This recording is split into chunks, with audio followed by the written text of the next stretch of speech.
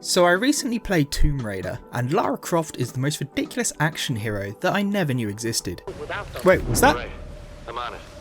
Seagull? Oh, bye. Oh god, he's still glitching. Okay, so before we get started, let's give some context. So Tomb Raider was a hugely popular game series in the 90s and made Lara Croft into a gaming icon. This was followed up by a slew of, quite frankly, mediocre games throughout the 2000s, which caused the legacy of Lara Croft to start to fade. So come 2013, they really had to raise the bar to save the franchise, and I'd say they did a pretty good job. Time's really flown. Time flies when you're having fun. I've been enjoying this. God damn it, I'm no longer enjoying it. At the time, the technology used in this game was cutting edge. In fact, it was one of the first major games to use TressFX, AMD's special software for GPU accelerated hair simulation. And I gotta say, with the amount that Lara's hair seems to clip into her body, I'm not impressed. Hey guys, I just want to quickly show you something. So this is the website that AMD used to advertise their TressFX technology, and there's this comparison here. So this is TressFX off. This is it on. Off. On. It looks like it's glitched. I don't know who thought this was realistic, but ponytails do not explode. But bizarre hair physics aside, this was a great looking game, and I'd say it still holds up fairly well in 2022. The game is a total reboot for the series, so it starts off with a young and inexperienced Lara Croft being an ordinary if somewhat adventurous archaeologist trying to find a lost Japanese island. So this game starts with us getting our ruined, basically. Like, first 10 seconds. A storm causes her to shipwreck on the island she's searching for, where she's promptly knocked out and captured by the locals. She wakes to find herself bound and hung upside down in a cave. To escape, she decides to set herself on fire, fall a great height, and impale herself on some kind of rebar. That's probably gonna get you killed. Ah, she's fine. She's fine. Look at her. She's in peak condition. First 5 minutes, Lara would have died from sepsis. She then stands up with a new determination to start her bloody tale of carnage. Once Lara's free, we find out that she's been taught some survival skills, and we're introduced to one of the first gameplay mechanics, the hunting mechanic. Lara can use her bow to hunt animals. Hunting animals allows Lara to hunt animals. Yeah, this feels like a bit of a forgotten mechanic. The tutorial puts a big emphasis on the hunting, and there's even upgrades you can get to help you hunt, but it's never really used. Alright, it's time to search for food. This is my kind of game. Well, actually, no, I hate survival games, but I do like finding food. You do get a little bit of XP, but you'll get more doing literally anything else. Speaking of XP, there is a fairly straightforward skill tree. The skills are split into easy to understand categories, and the advanced skills don't get unlocked until later in the game. You do have a little bit of choice between skills, but it's pretty clear what you want to go for next. Personally, I like the simplicity. Lara will naturally get stronger as the game progresses, and you don't have to worry about making the wrong decision. I have enough of that in real life. I don't need to second guess myself in video games. Shoot rope arrows? Oh, you're kidding. You what, mate?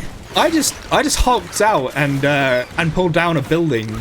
Holy Lara, what the Lara thought there was not enough muscle in her gunfight. They've got pistols, but like, she bought the guns. The only things you need to worry about are the platforming and the action, and there's plenty of both. Lara Croft is the avatar of suffering and destruction. She spends the first half of the game receiving life-threatening injuries and somehow being in mortal peril every 10 minutes or so. They just left us here?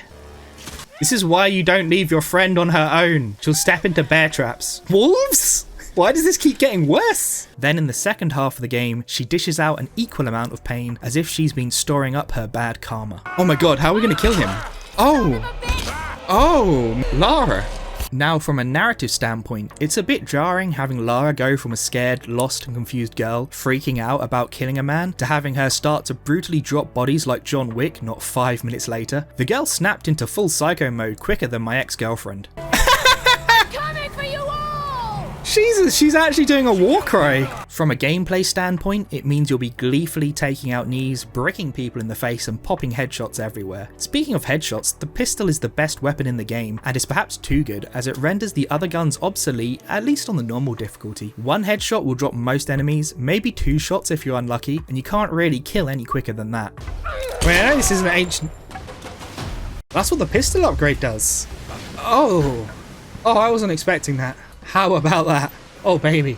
That caused a stirring in my loins. I wouldn't bother using the assault rifle at all. However, the shotgun can be useful if someone catches you by surprise and you don't have time to aim. Sometimes you just need to quickly release your load onto someone's chest. You've also got the bow, which takes a little while to charge but kills enemies silently, allowing you to thin enemy ranks before raising the alarm and going full Rambo. You do get things like explosive arrows later in the game, but who cares when the bow does one hit kills anyway. Okay, let's use the normal arrow this time.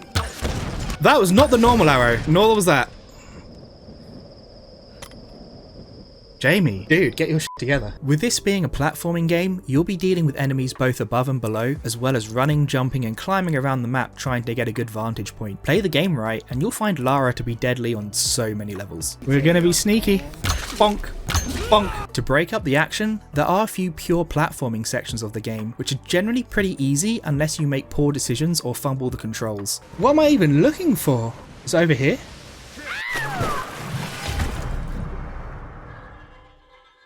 Oh. The hardest part is sometimes trying to figure out what is and isn't climbable. Is that a rocky wall for climbing, or a rocky wall for being a wall? There is a button to use Lara's survival instincts, which highlights all the objects in the game world that are interactable, but it's so rarely needed that I completely forgot it's an option. Swing on the end of hanging cross. Okay. Oh, I forgot I had survival instincts. I forgot that was a thing. Oh, that did not go how I thought it would. The platforming can make for a nice break from all the explosions. Half the time you'll be climbing through some particularly scenic vistas, letting you take a breath and enjoy the detail put into the world. Although the other half of the time, however, is still high octane action as you'll be escaping collapsing buildings and running from giant flaming planes. I have a choice, I can go up or down. Let's go up. Whoa!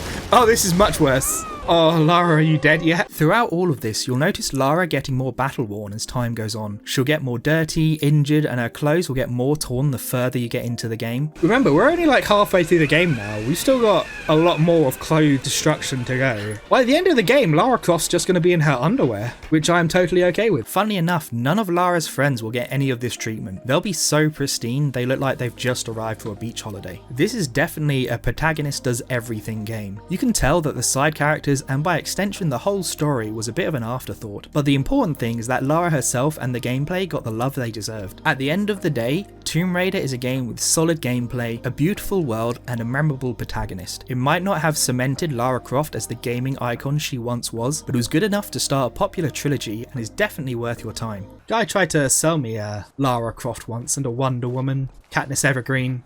I think he was a heroin dealer. Hey guys, thanks for watching. If you want to see more of me, you can catch me live on Twitch. I'll put the link down in the description. But you've made it to the end of the video, so you know the drill. Like, comment, subscribe, brush your teeth, and I'll see you soon.